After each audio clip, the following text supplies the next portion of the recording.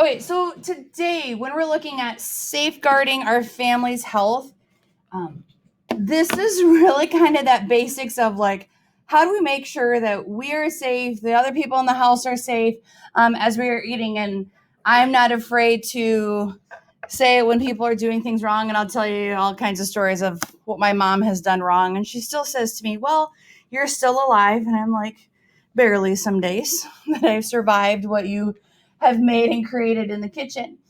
So when we're looking at foodborne illnesses, these are diseases or illnesses that are transmitted to us by the food that we simply eat.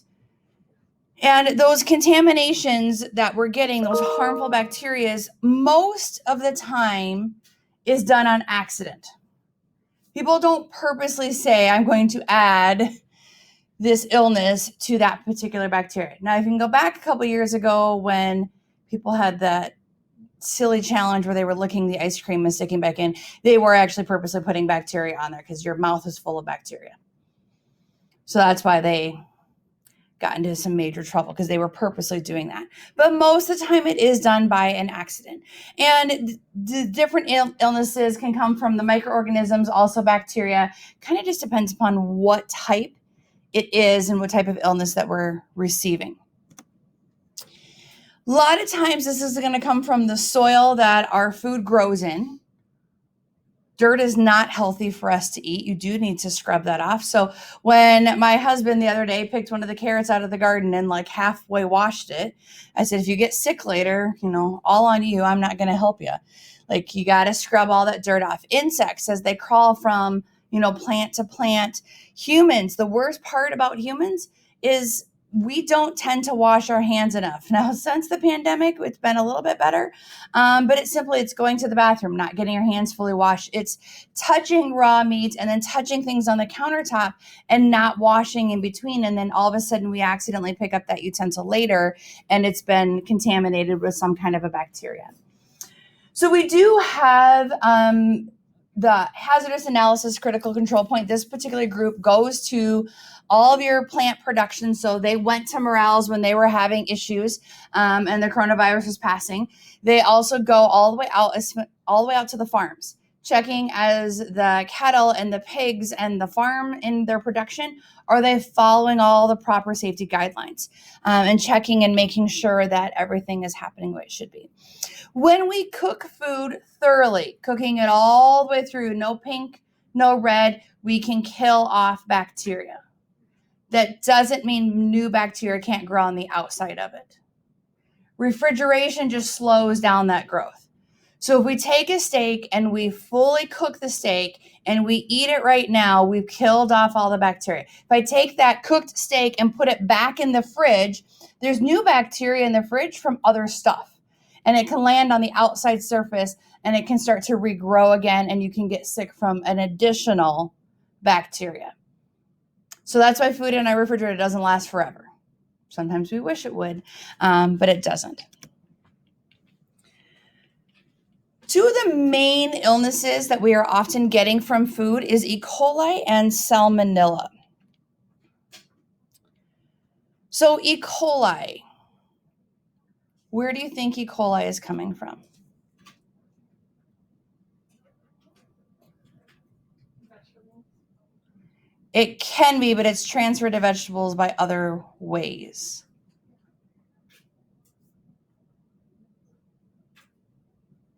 From what animals would we get E. coli poisoning from? Humans. Nope.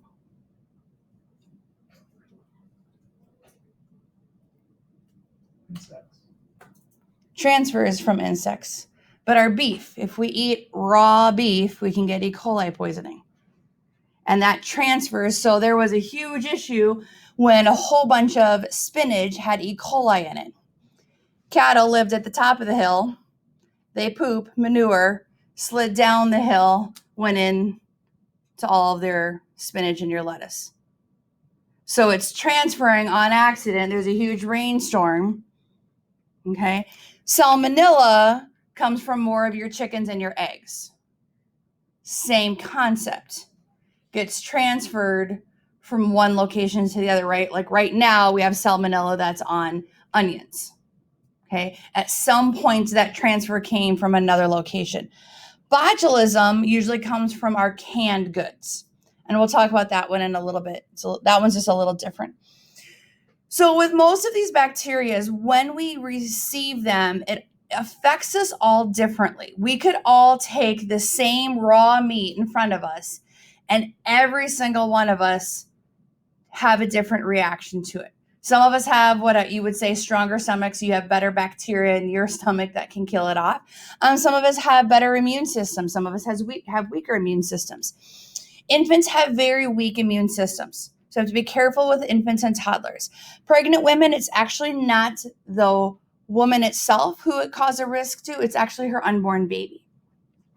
Older people, and then that impaired immune system, this would be anyone with cancer, any kind of long-term illnesses, even people that are diabetic sometimes struggle to fight off different illnesses. So there was a gal here in town several years ago, probably actually about 10 years now. She was pregnant with child number 3, and her husband, they had just had a death in the family. And so they had said, okay, they went out to eat, just the two of them, just kind of talk it through everything that had been kind of happening. And it was just kind of a crazy lifestyle.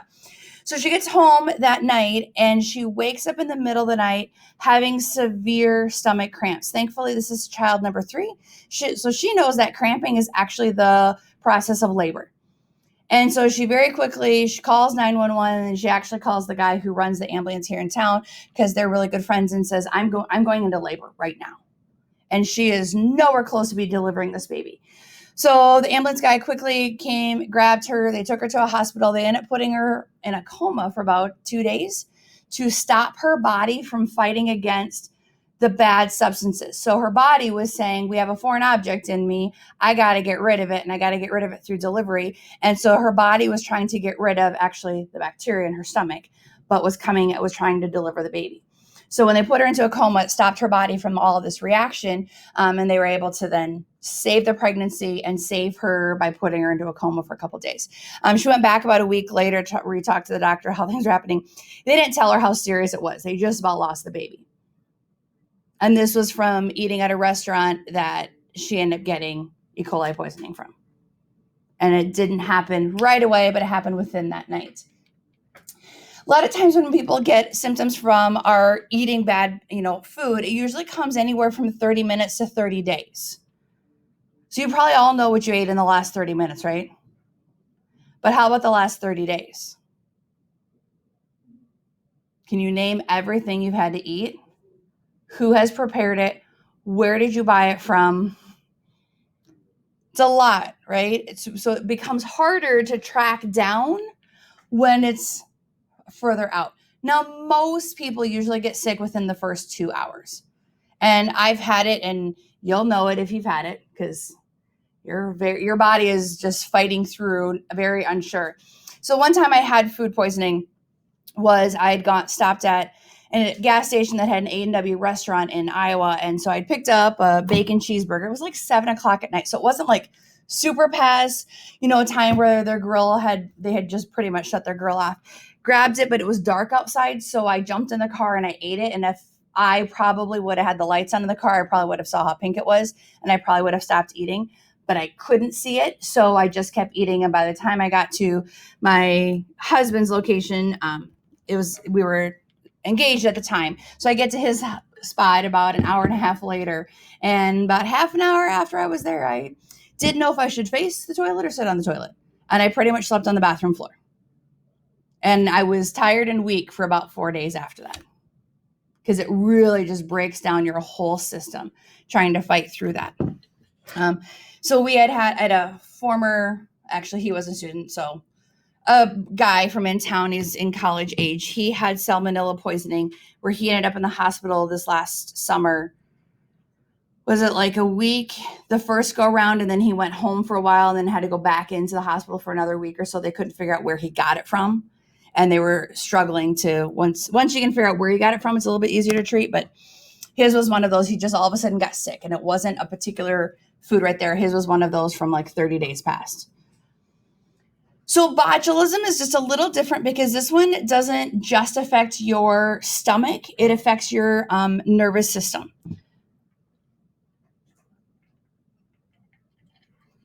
So with botulism, you're getting this from canned goods. So when you look at a can of green beans, the sides should be straight, the tops and the bottom should be straight. When there's botulism in it, the botulism is so toxic that it's actually pushed the metal outward. So when you look at the top of the can, it will be bubbled. Do not even attempt to open this can. It's just not even funny. You have to think about how strong that stuff inside has to be to move the metal outward. It needs to go directly into the garbage. You're probably not going to find this at your house or from the grocery store, because the grocery stores are doing a great job of taking old stuff and moving it to the front and constantly rotating. The place you're going to find it is at grandma's house, who's been a hoarder for 15 plus years. And there's the canned good that's like 15 years old in the back of the cupboard. Those are the ones where you're going to find this illness in. Okay. But because it affects the nervous system, you start to get double vision. So you see two of everything. It starts to affect the inability to swallow. So it actually stops those muscles from working. Eventually you have difficulty breathing, and eventually you become paralyzed. High risk of death with this one. It's much, much harder to kind of fight this one off. But with most of our foodborne illnesses, we just need plenty of water and rest. You just need to flush it through your system as much as you can. If symptoms don't go away and don't lessen within 24 hours, then you probably do need to go into the doctor, because you're getting to the point you're going to start to get dehydrated really quickly. So the doctors can hydrate you back a little bit faster than we can by trying to drink water. Some of these other foodborne illnesses, so like a parasite, when we're looking at a parasite, it lives off of a live host. So this is some of our red meats and our pork. As long as you're cooking it to the proper temperatures, you're okay.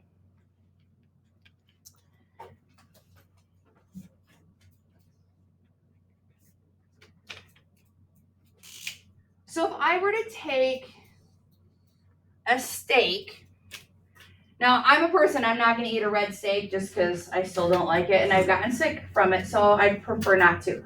But most people can take a steak that is still fairly raw in the middle, because the bacteria is just usually underneath the surface of that steak. But when I take that steak and I grind it up into hamburger,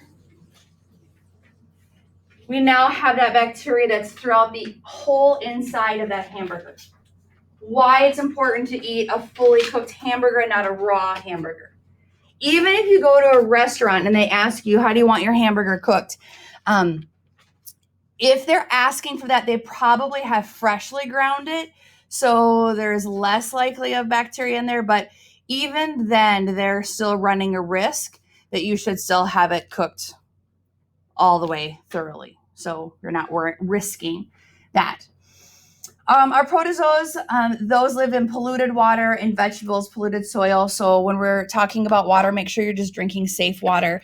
If water is still, it's not going to be safe. So we're talking about a river or a body of water, a lake. I mean, that's going to be where you're going to find some of this.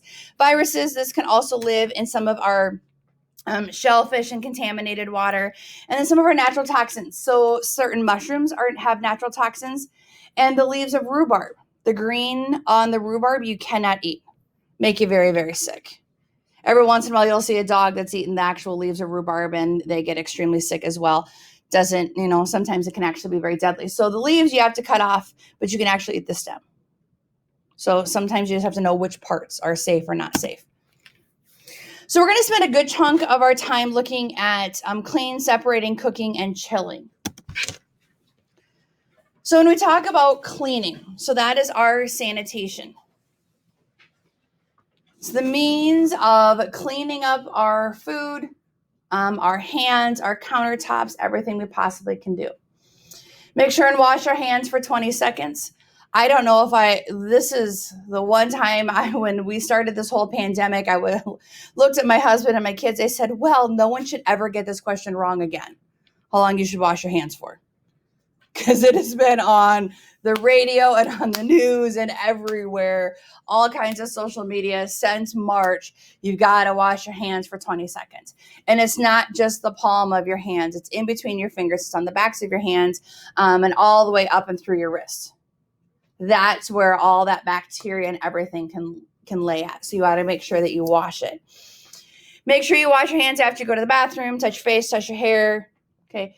Yes, that makes sense, but you want to know how many times I could retell kids to rewash their hands in a food lab? Lots of times. Probably about every 5 minutes, I could retell someone to rewash their hands because they've touched something that is unsanitary. So if your hair touches your shoulders, it needs to be pulled back.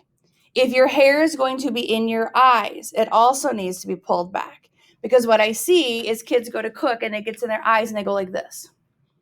I could take a peanut butter sandwich and rub my hair on it and say, here.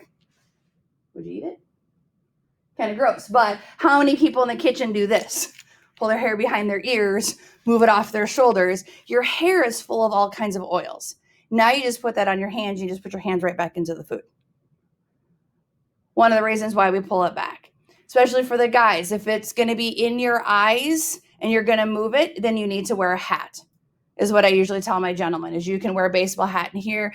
Schleckaway and Fracking both know that is perfectly fine in here. You look at any restaurant, right? You're going to see your chefs are going to be in some kind of a hat or some kind of a headband that's pulling it all back, preventing it from getting in there. Anytime you cough and sneeze, okay, you should at this point have trained yourself enough to not cough and sneeze into your hands. You should be coughing and sneezing into your elbows or simply pulling up your shirt and coughing and sneezing inside of there, keeping it all contained as much as we possibly can, and then going back and rewashing our hands. And anytime you touch any of your raw meats, your fish, your poultry, your eggs, I've cracked thousands and thousands of eggs in my life, and I still get egg on my hand when I crack an egg. One drop of an egg on your hand could be the drop that has the salmonella in it. And then you transfer that to all other kinds of things. I don't think you want to get anyone else purposely sick. We want to, as much as we can, have clean clothes and aprons on, avoid baggy clothes.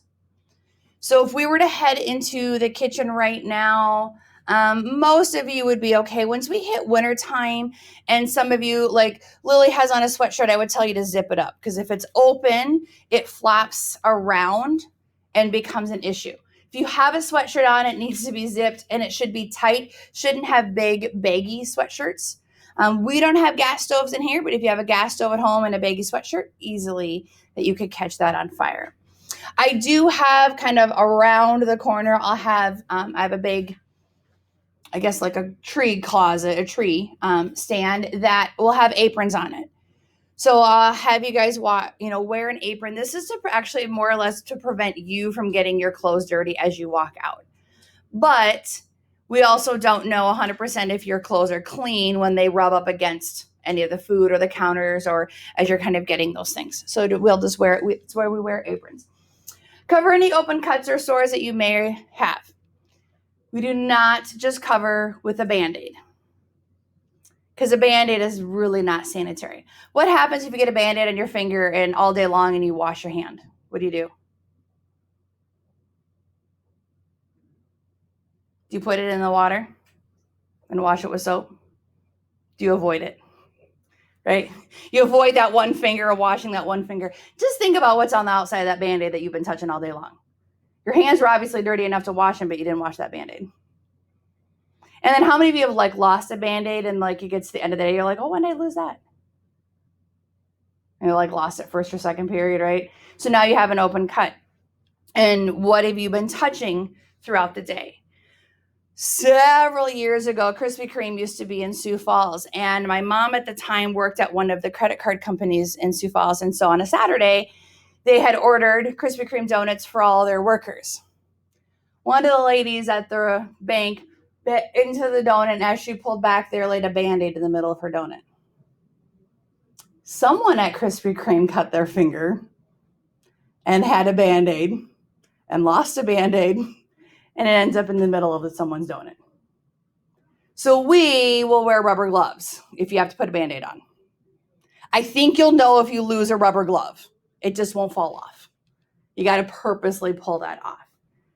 So in the pantry, so this wall kind of right here on the back side, there's a door. And so that's where the pantry is located. And at the right-hand side, about knee height, when you first walk into there, you can find boxes of gloves. If you only have a Band-Aid on your right hand, you only need one glove. It gets really hot and sweaty, and I've worked enough concession stands too, and I've been enough in here that gloves are not necessarily fun. You still have to wash your gloves.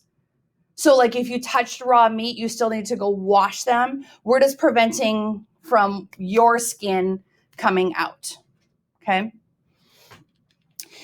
Kitchens should be smoke-free areas. If you see anyone smoking a cigarette, you see the smoke go up into the air. Eventually there's ash in that air and it has to fall down. As it falls down, it lands on the countertops and eventually gets rubbed into the food that you're preparing.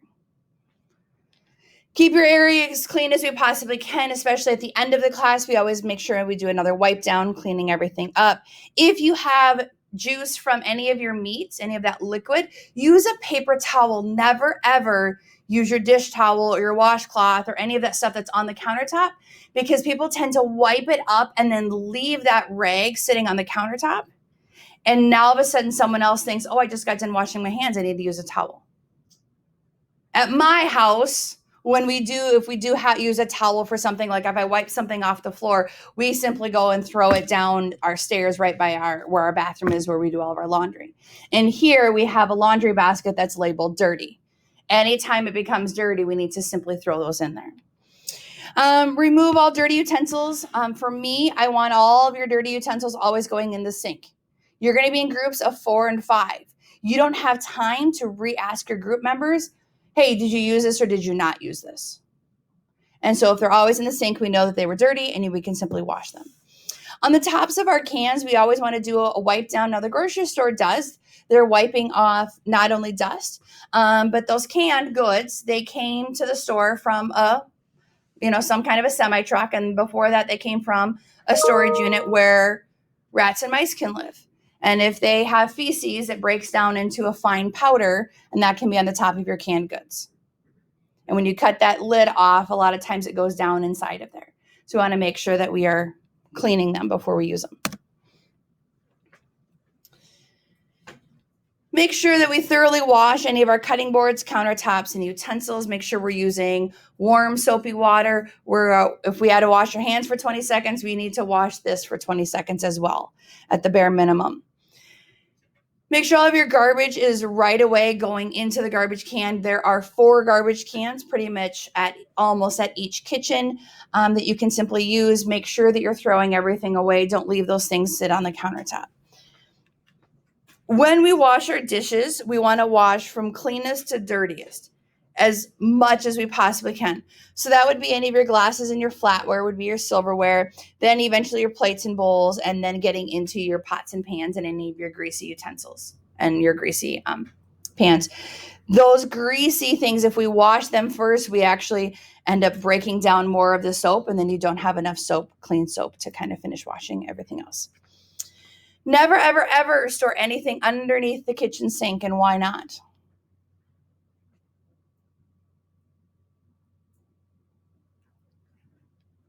What's underneath your kitchen sink at home? Chemicals. What else is underneath that sink? It's connected to the bottom of the sink. Your drain and your pipes. So easily you can have moisture in that area. Brand new kitchens from 2 years ago, I already have 2 sinks that leak on all the time. Told the custodian, we've told them since he just re-looked at it. He said next summer we'll have to redo all the pipes. Anytime we run the garbage disposals, really it honestly vibrates the pipe, where the pipe then disconnects. And we usually don't know it till the end of the day when the bottom of the sink is full on the cabinet and there's finally water on the floor. Or the bucket has filled, because now I put buckets underneath there. So annoying, because I've told them, for only a year and a half that they need to fix this, but we still keep having that problem. So we never want to store those things. When I go to my mom's house, her potatoes and onions are always underneath the kitchen sink. And every time I go there, I move her potatoes and onions to a different cupboard. And usually a couple of days later or a week later, she'll call me. She's like, where did you put my potatoes and onions? I'm like, well, they're not underneath the kitchen sink, that's for sure. She's like, yeah, and so her kitchen used to be extremely small. She did just redo the kitchen this last year. So now she doesn't store it underneath there. But I used to move those things all the time on her. She's like, well, we haven't gotten sick yet. I'm like, Yet you and dad are getting older and your immune systems are breaking down and you're going to eventually get sick. This last one, any of our watch class, make sure that I can tell the students at home who do dishes and wipe off countertops, because at the end of class, they rinse it off, they wring it out, and then they simply lay it over top of the faucet. In here, we do not do that. At the end of every class period, straight next to this refrigerator, there's where my washer and dryer, there's a laundry basket that says clean towels and one that says dirty towels. Put everything at the end of every class period in the dirty towels. You don't know what the group before you, if that person actually really did wash it out or didn't wash it out. You're at least the beginning of the day, but when fifth period comes in, they don't know if you cleaned it out really well. And some days, fifth period might be the last group to do a lab, and then we have a week and a half off, and all of a sudden now there's that washcloth still sitting in there when you guys go back in there. And it's been sitting in there for a week and a half. So we always put it into that basket. Make sure as much as possible that we separate any of our cooked and ready to eat foods from any of our raw foods. So when you're looking at this picture here, we can see the tomatoes and the lettuce is on the same cutting board as that raw chicken. This is when most of that cross-contamination happens, is when someone takes that cutting board and the knife and they cut up the raw chicken. They put the chicken in the pan to start cooking, and they use that same knife and cutting board to now cut their lettuce. I'm assuming you're not going to cook the lettuce. And this is where it transfers, and this is where you get sick from. Restaurants, a good restaurant has actual different people to prepare these things and different locations to prepare these things. So they might have a table or a countertop that is designated for your raw foods. So that would be any of your chicken, your steak, and all of those meats that have to be cooked. And then have a whole different chef and someone on this side that's doing any of your ready-to-eat foods. If we have one chef that's crossing over, they have to be washing their hands when they go between these two tables. And it doesn't matter if they wear gloves, they have to take the gloves off and use new gloves in between those as well. So it really takes a lot of thought process when they're preparing multiple things. Never taste with the same spoon you're going to continue to stir with. Now, you've done all this one when you were younger and you made Kool-Aid or lemonade.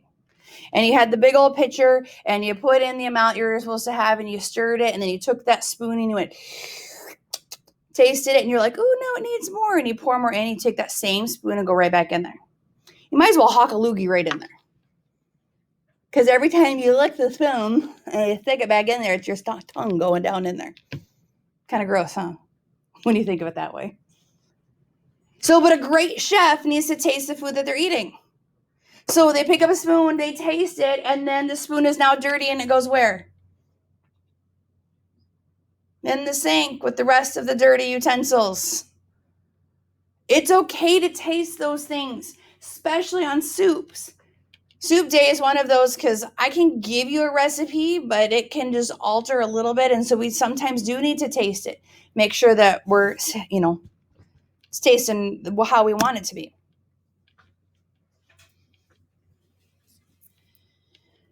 Use as much as we can those clean utensils, containers, cutting boards. Don't use hand towels to clean your dishes.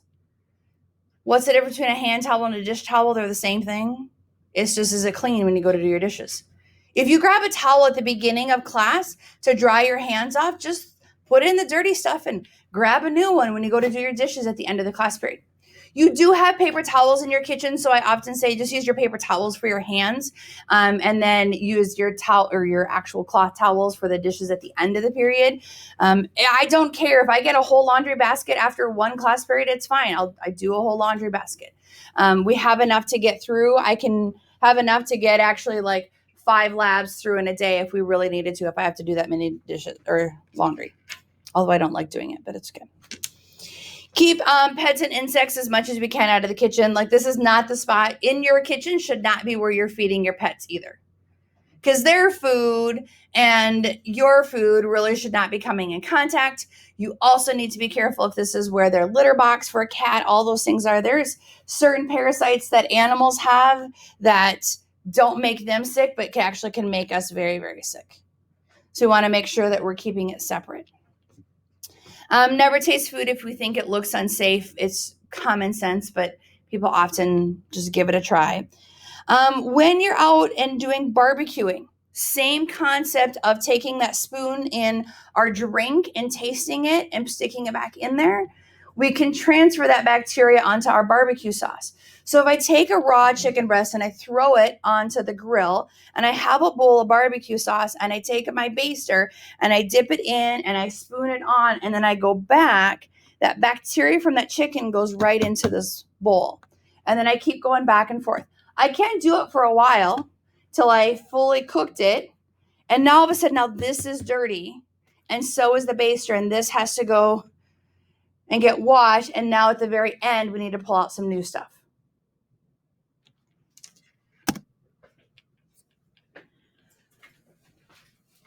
When we're cooking our foods, how many of you have a thermometer at your house? A meat thermometer. Do you know how to use it? Do you know all the temperatures? Yeah, I don't either all the time. Guess what I have in front of me? A phone.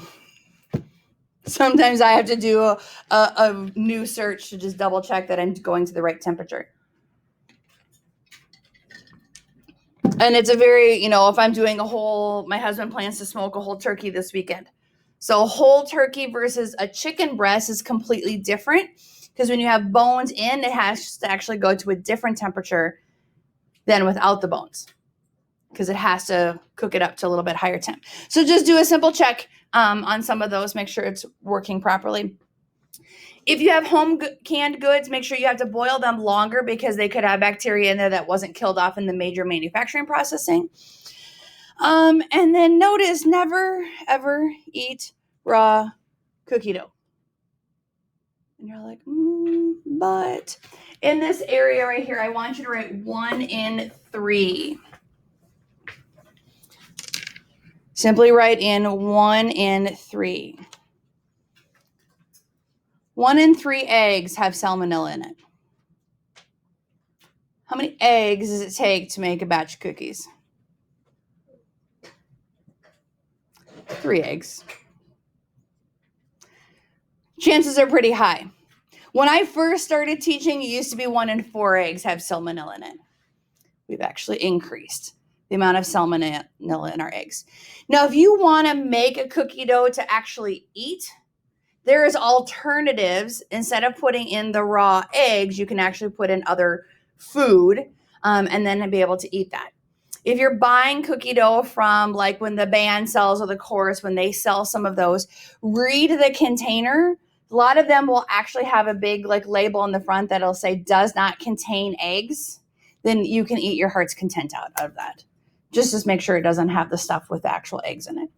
Even if you go to Sunshine and look at the cookie dough on there, like the Pillsbury, some of those do not have eggs and some do. So you just need to do a quick, simple read, and then those you can eat and those you can't. So just be careful. People always say, yeah, but I've never gotten sick yet. Correct. But you don't know what your immune system is doing as it starts to lower in different times. It could just take one time. One time you might have the 3 worst eggs ever, and you could get really sick from it. So just do it on the safe way as much as possible. On the thermometer, will you circle where I kind of have that little circle at? 40 to 140. This is what we call the danger zone. We do not want our food setting in this danger zone. Your refrigerator needs to be below 40 degrees. It's usually at about 38 degrees. What happens if it gets below 32 degrees? Freezes. So that's when the milk at the back of the fridge starts to get ice crystals in it because it's sitting at probably at about 33, maybe 34 to give or take. Okay, so we want to make sure that it's below that 40 degrees. And then our hot foods have to stay above 140 degrees. Have you ever noticed when you've gone through the lunch line, have you ever seen the cooks actually checking the temperatures of food? A lot of times they'll check it. We did a unit one time with my advanced foods class where we actually went in and helped do some serving and preparing of foods. And before it comes out, they have a thermometer. If it's like the lasagna, they have to shove the thermometer inside of there, check the reading of the center of the pan, make sure it's above the 140. Now that's not just the cook. So in order to account it for cooked, it has to go higher, but it has to maintain above that 140 before they serve it to you. Once they start scooping out of it, though, that can start to lower it down pretty quickly. But they have a certain time frame. It has to stay within that zone, above that zone, before they can serve it to you.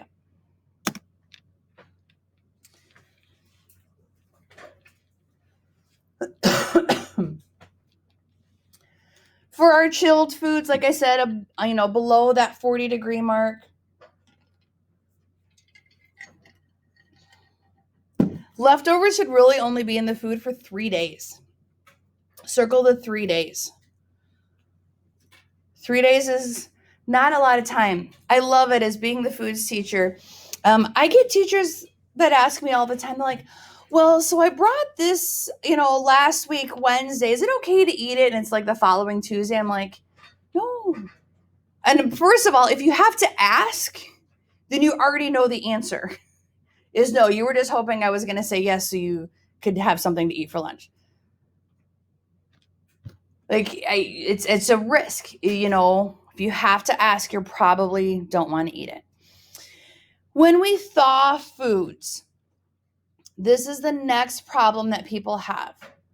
So if I need to thaw a pound of hamburger in the morning, do not, and I repeat, do not take that pound of hamburger and set it on the countertop or set it in the sink.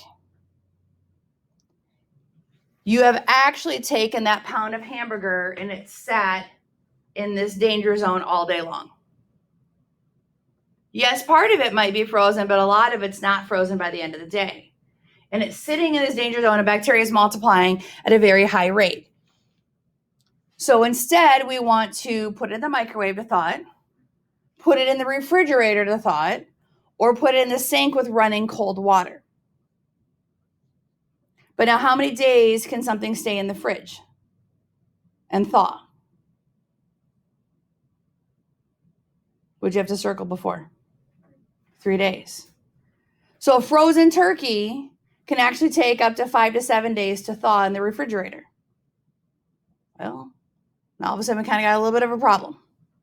So instead, we can do what this picture is here. You can take that frozen turkey, plug your kitchen sink, fill it up with cold water, because the cold water will keep it below the 40 degrees, but the cold water is actually warmer than the frozen turkey. So it can actually start to then, thaw out that turkey. I usually set a timer for about an hour, because after an hour, the water starts to become more room temp. Drain the water, put in fresh water about every hour of cold water. If the water gets to be warm and room temp, it's just like setting it on the countertop. So you've got to keep constantly cold water on there, but you don't want to run your kitchen sink for like 5 hours straight. So that's where setting a timer and rechecking it. You can, thaw out a whole pork loin in about 3 hours, or a rack of ribs in less than an hour in that cold water. Setting it on the countertop will actually take longer than just putting it into that cold water.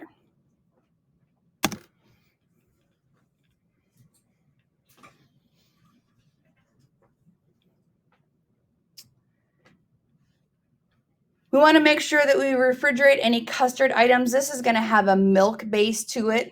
So like a pudding or an egg base, something like that. So make sure that those always stay refrigerated. Everything in your refrigerator should be in separate containers. As much as possible, you don't want to have, unless I have it and I'm going to eat it the following day for lunch at school, I always package everything separately. Every once in a while, if whatever I have for leftover at suppers, I'm gonna eat for lunch the next day, I will package. But guess what? Not everything microwaves at the same temp either, in the same time frame. So some stuff gets over warmed up. So as much as we can, separate. Never refreeze something either. So if I took that pound of hamburger and I let it completely thaw, and then all of a sudden, a couple days go by and we haven't cooked it yet, I cannot just take that and put it back in the freezer. I need to cook it and then put it back in the freezer. Because every time you thaw and refreeze and thaw and refreeze, more bacteria gets onto that particular meat product. And now you're going to have a harder time killing all of it off. So as much as you can cook it, I can cook up that hamburger and then stick it back in the freezer and season it later. We've had to do this when one of my two kids, we've done it more than once, they forgot to close the freezer. And all of a sudden, this chicken was thawing out. And I had one day, of course, figured out right before school started that they had forgot to close the freezer. And so I had a pork loin that went in one crock pot. I had about 6 or 7 chicken breasts in a different crock pot. I had a whole bunch of crock pots going, cooking all this meat. Get home, and I'm like, well, now it's all cooked. And I then shredded it, repackaged it up, stuck it back in the freezer. And now I could season it later when I needed it for whatever particular recipe. So sometimes you just have to do that extra step of cooking it. And then leftovers. Leftovers should go in the refrigerator within 2 hours. Please circle that 2 hours. That's a key piece. If I go out to a restaurant tonight, and tonight would be a horrible night, go to a restaurant, you get those leftovers. And then now that the movie theaters are back open, if you go to a movie, what temperature is your car? On a day like today, it's going to be probably above 90. And if not in that 100 range, which is right inside that danger zone, right? So now that leftovers that you left in your car for longer than 2 hours in the danger zone, don't eat that at all. That's where you're going to get sick. Not the first round of eating from the restaurant. It's the leftovers. So you got to really be careful with that. Now, winter time. Do this in wintertime when it's below 30 degrees outside. Your car now becomes a freezer or a refrigerator. As long as it stays below 40 degrees in your car, then it can stay in there. Just got to have to think things through a little bit. Yep, that's it for today. I was trying to think if we were doing vocab today, but vocab starts tomorrow. Okay, so that is it for today. We will kind of pick back up on these notes again tomorrow.